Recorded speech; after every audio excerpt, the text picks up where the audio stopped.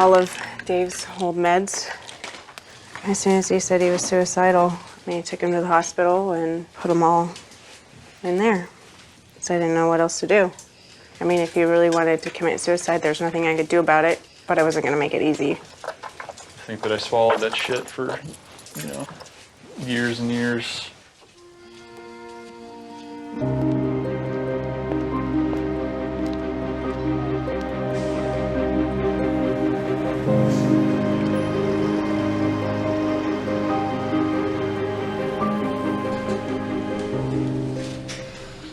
Any questions or comments from the committee?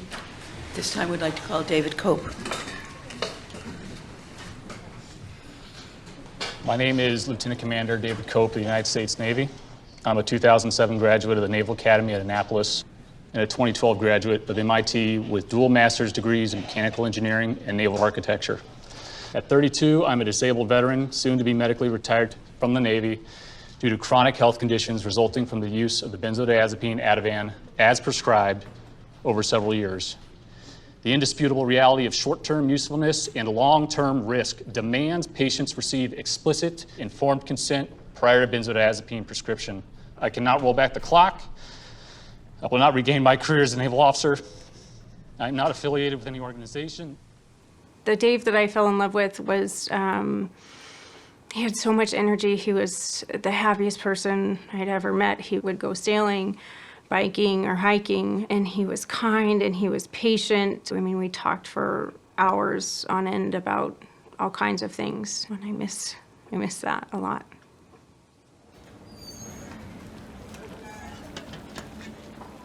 I was a waitress in New York City.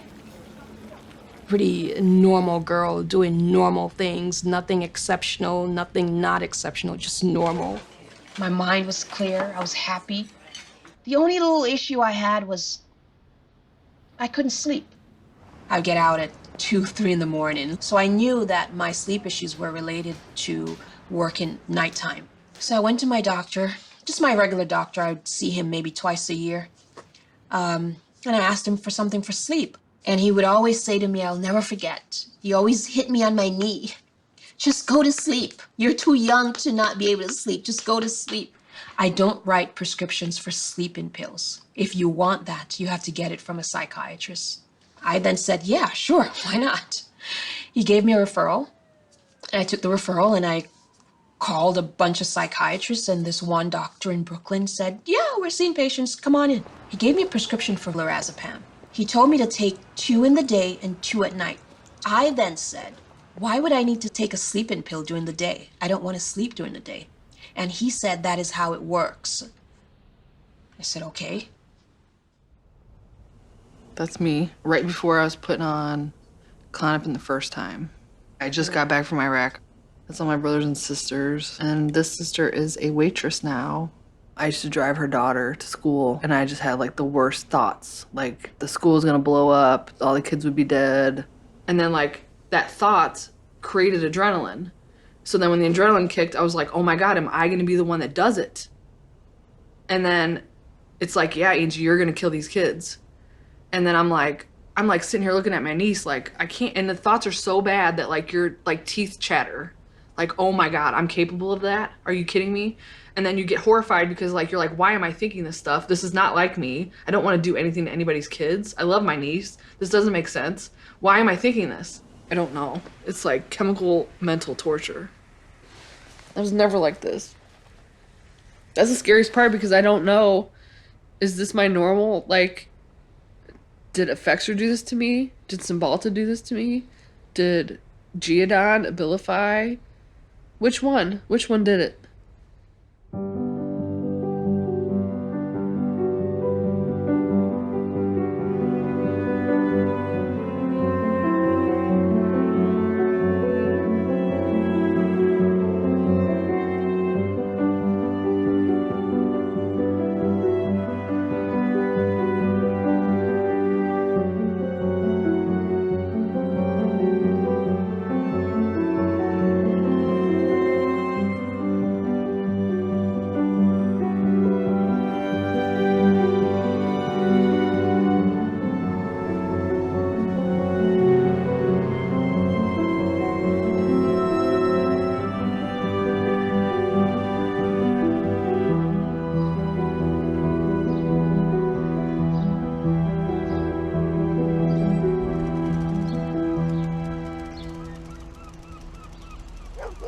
I was a restless child. I was always thinking ahead, thinking what comes next. My mom, I think she would call me the worrier of the house. I worried about the unknown, things that weren't in my control, and I would overthink them.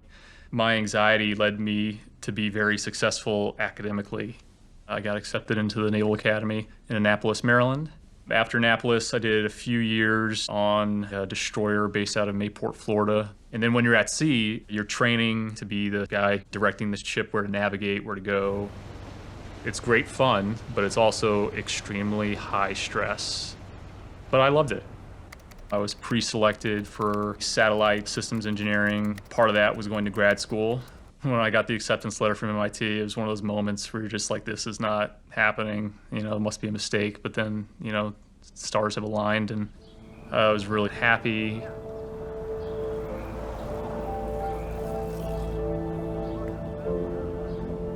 Fall semester went off, without a hitch. I had started a romantic relationship earlier that summer.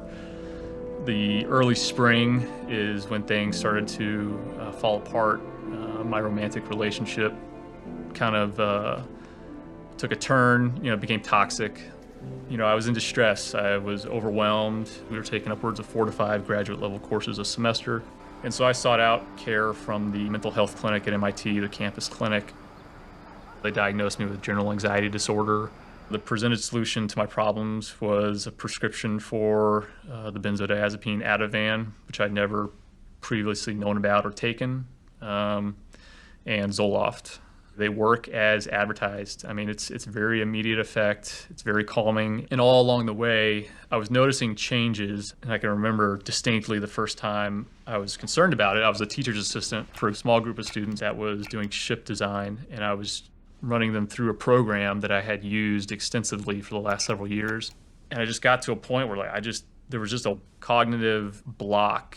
There was just a wall, just a block. I didn't know where to go next. I said, Doc, this really isn't working. I need something out.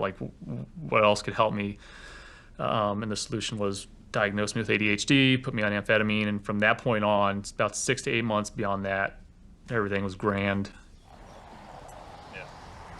Dave told me probably on our 3rd or 4th date that he was on medication for depression and ADHD.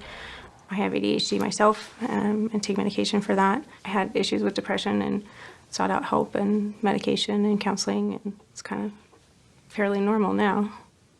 I met the girl of my dreams. I got engaged during that period. Work was great, loved it, back to my normal, what I thought was my normal self. Somewhere in the 8-month time range, I started noticing emotional flatness, some sexual dysfunction, difficulty remembering what street we lived on. That whole period is just a blur. I was a zombie. I had this big wedding planned. I can remember talking to my mom prior to it. I was, Mom, I feel nothing. I feel emotionally void of anything. And that's when I went to the psychiatrist and said, this stuff isn't for me. I need to get off it. I think the drugs are my problem. That's really when shit hit the fan.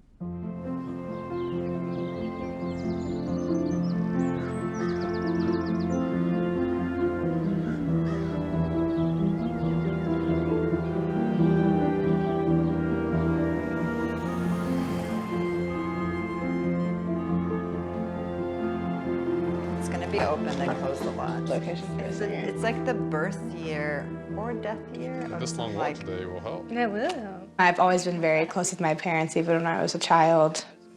I love school. I like to be with my friends a lot. I feel very comforted just being around other people. When I was 11 years old, I moved from Nashville to Milwaukee, Wisconsin. We moved a lot for my parents' various jobs, which was very hard in terms of keeping lifelong friends. I would oftentimes just sit in my room and listen to music and just honestly just kind of mope around.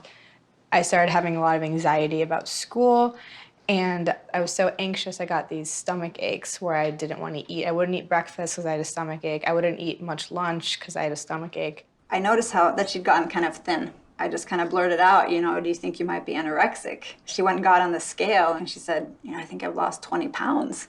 And so I just totally freaked out. And got an appointment the same day. And then toward the end, the therapist asked me to come into the room. She said, I think what would really be best to kickstart this treatment is for her to get on antidepressants.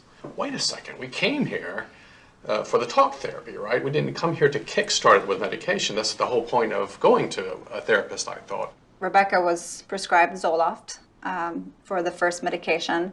She said it didn't really make a difference.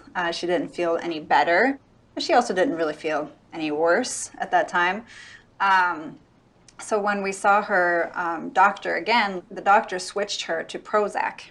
Shortly after, I had a business trip, and I got a phone call from Rebecca, and she said, you know, I've been seeing this little girl. And I'm like, what do you mean you've been seeing a little girl?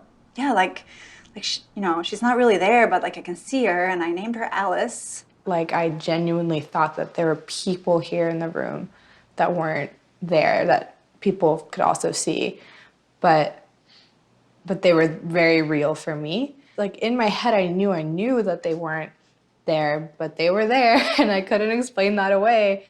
And I said to Rebecca, well, does it scare you? And she's like, no, not really. Alice doesn't seem to do much. You know, so it was a benign hallucination at that time. And so we were alarmed, but we didn't want to overreact either. The people that I had, the real, not real people that I had been seeing sort of interacted with me. That was always what kind of kept me in check with reality. They're not saying anything, they're not doing anything, they can't touch you, they're not there, it's fine. So I went into my parents' room just like, shaking, frightened, crying, and I told them what had just happened. She came into our bedroom late at night, and she was shaking. She said, you know, the hallucination touched me and asked me to come into the kitchen so I could hurt myself. And they said, you know, enough of this. She needs help.